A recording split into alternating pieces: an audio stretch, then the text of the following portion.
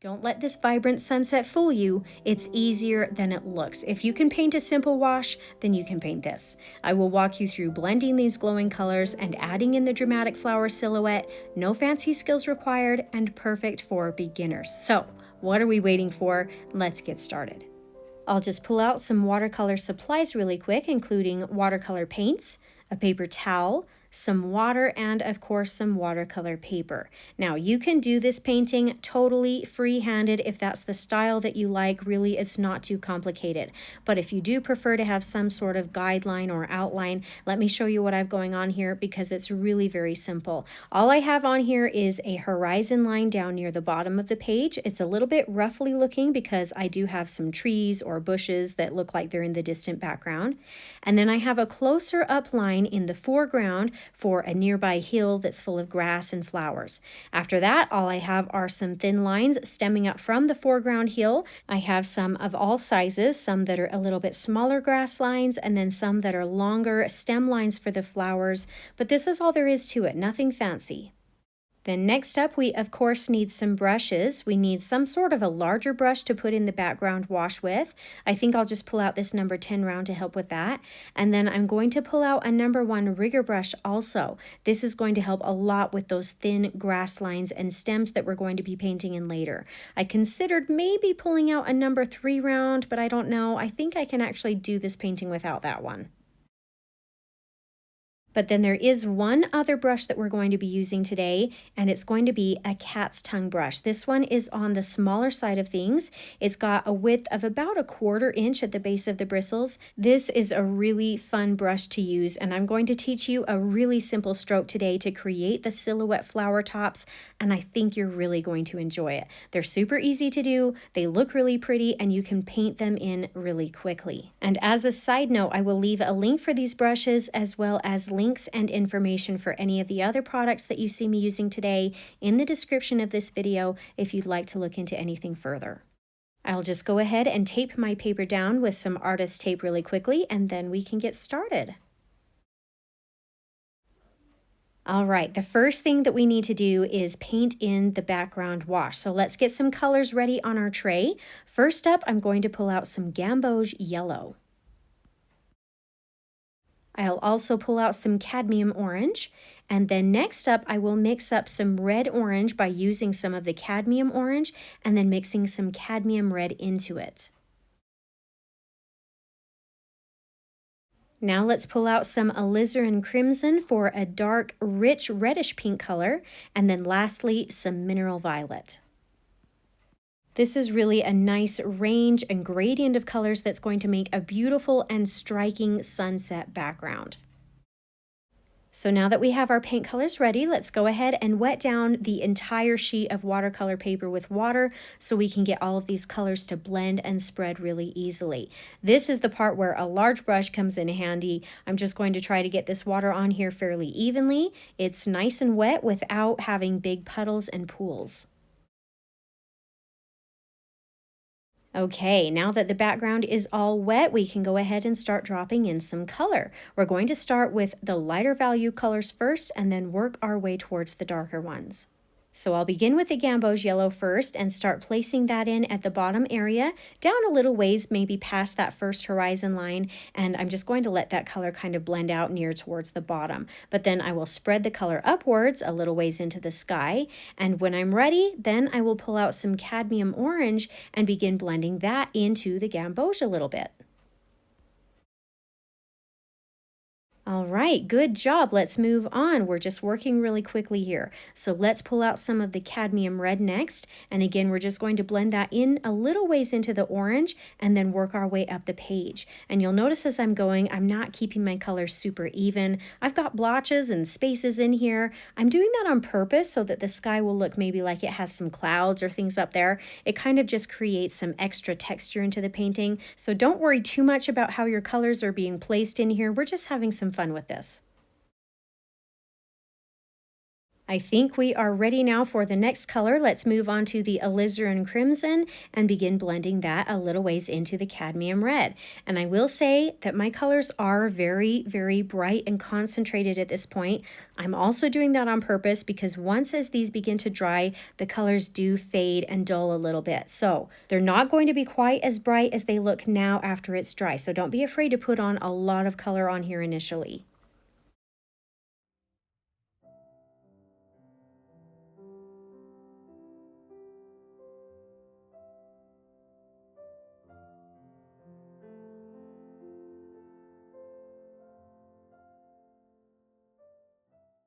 All right, and for our last color, let's pull out the mineral violet and put that in at the very top of the page, moving it downward just a little bit into that alizarin crimson, and maybe even a touch of it into some of the cadmium red as well, just wherever you feel like it looks good. Okay, well done. That is actually it for our sky colors. And like I say, you can see that this is not all blended and mixed perfectly and smoothly. It's a little bit rough, but they will kind of blend and settle into each other as we let this sit and dry. And sometimes I do get impatient with paintings like this. So to speed up that drying process just a little bit, I'm actually going to cheat and pull out a hairdryer today just to dry this off quicker. All right, good enough. Here comes the transition from the wet to the dry, and you can see that the brightness of the colors does change once as it's dry. It dulls down quite a bit, which is why it's okay to be kind of heavy on those colors initially, but it does still look bright and pretty, and we are going to get a really nice contrast with our silhouettes coming in next. I'll just clean off a little spot on my palette here, and we're going to pull out some Payne's Gray next. Now we're going to paint this next section wet on wet as well, just like we did with the background sky. So using that number 10 round brush, I'm going to wet down this bottom area with water. I'll start this water layer right at the top of that upper horizon line and just paint that water clear down to the very bottom of the page.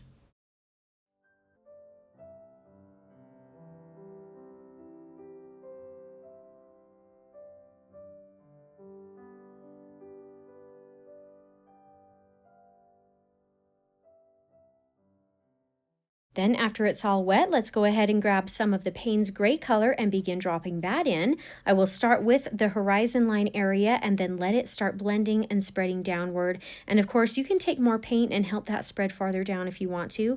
The one key thing about this part is to not have it too dark yet. We want to be able to have a contrast between the farther distant horizon line and the closer hillside. I hope you're enjoying this tutorial so far. This is really a fun piece to do, especially if you're new or a beginner to watercolor. Silhouette paintings are often some of the most simple paintings to do because you're not having to worry quite so much about shading and color mixing and making things look realistic. If you find that you are enjoying my painting and teaching style today, I hope you'll subscribe if you haven't already so you don't miss out on any of my new and upcoming weekly tutorials. I try to have more beginner-friendly paintings like this up to more advanced ones so that there's something for everyone.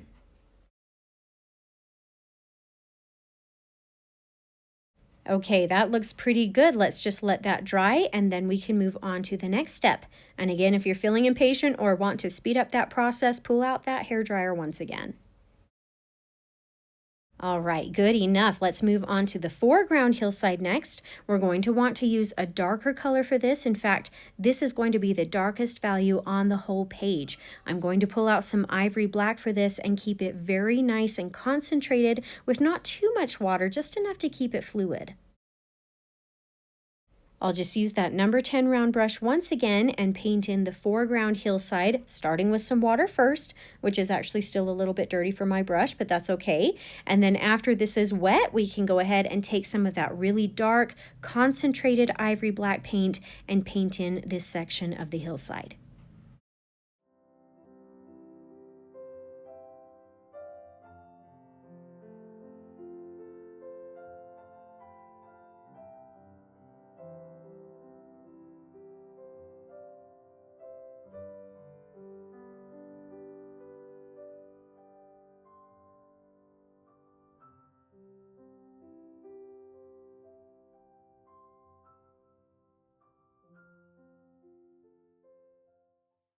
Now we've used the larger number 10 round brush for everything up until this point, so now it is time to switch over to the thin number 1 rigger brush next, and we're going to use some of that dark ivory black paint and paint in some nice thin grass lines just right at the top of this little foreground hill.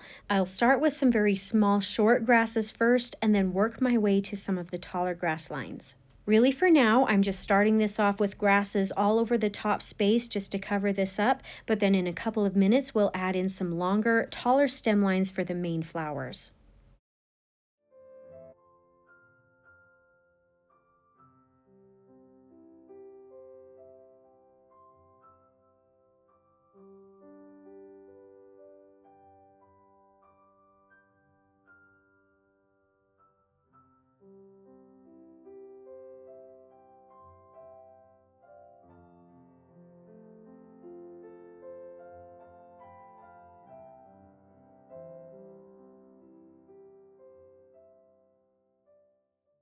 All right, good enough for these smaller grasses. So let's go ahead and take some more paint and paint in some larger, taller, slightly more thick lines in here that can be for the stems of the main flowers. Don't worry about these being perfectly straight either. You can see mine are obviously not, and that's okay. I think for these particular flowers, it kind of just adds to their character. You can paint in as many or as few of these as you'd like, just whatever you feel like looks good.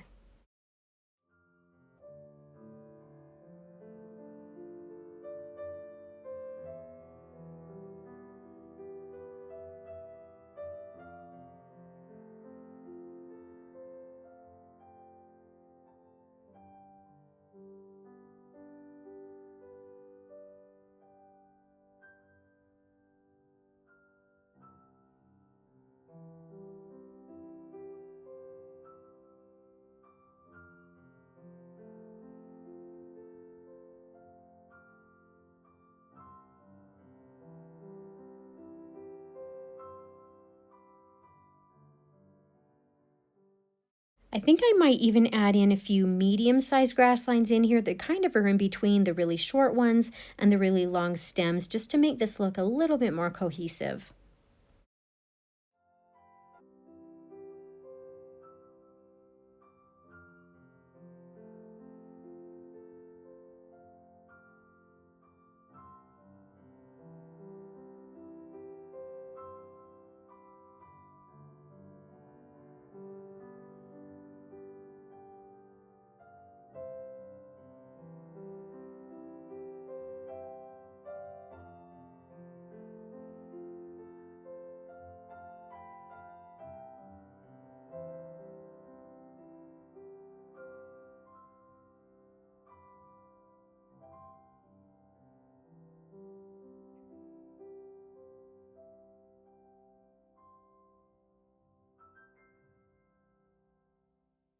In fact, maybe to add a little bit of extra character to the piece, I might take some extra black paint and add in some dots of color onto some of these little middle grass lines and make them look more like flower buds or maybe some seeding grass or something like that.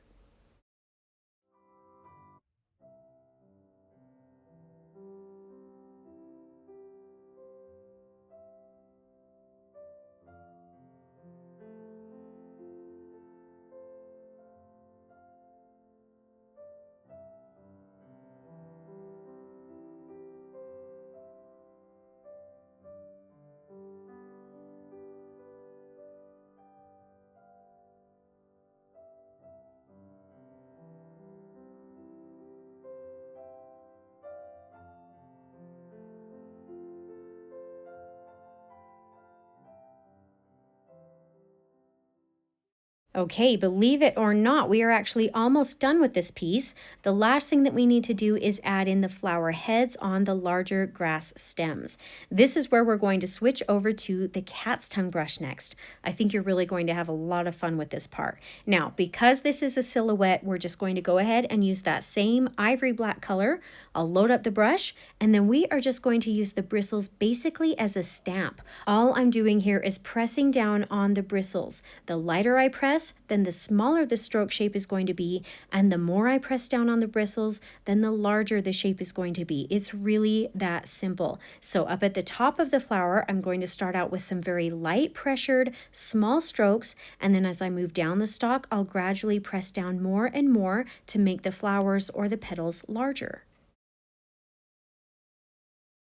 You can see that this cat's tongue really creates a fun and unique shape. We kind of get some triangular looks in here, maybe even sometimes some V shapes depending on how much paint is in the brush or how hard we press down. I just love the variety it can create, and it's such a simple stroke. I think one of the main things is to keep this a little bit asymmetrical, have some varying sizes in here so that it doesn't all look exactly the same. You can even point some of these in different directions to give it some variety that way too.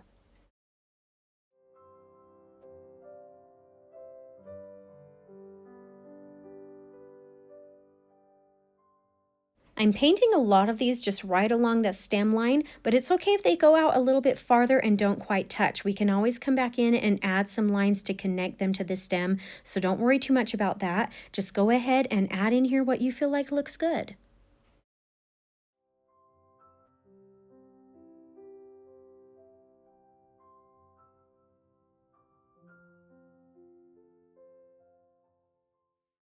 With some of these smaller flowers and stems, I'm going to try to keep most of the petals down here also on the smaller side.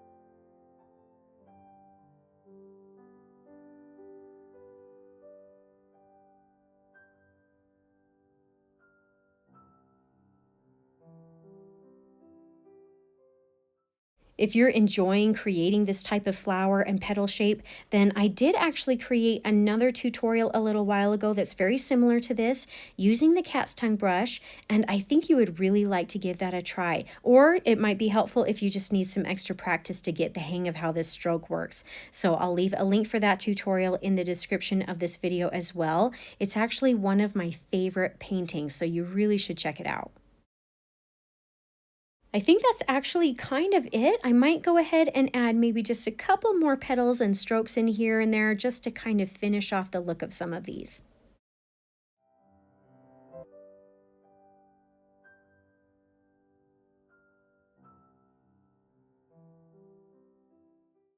One last thing I might do to also just finish this piece off is pull out that rigger brush once again and maybe add some little lines to connect some of the flowers or petals that didn't quite connect to the stem line, and that way we can just tie everything together.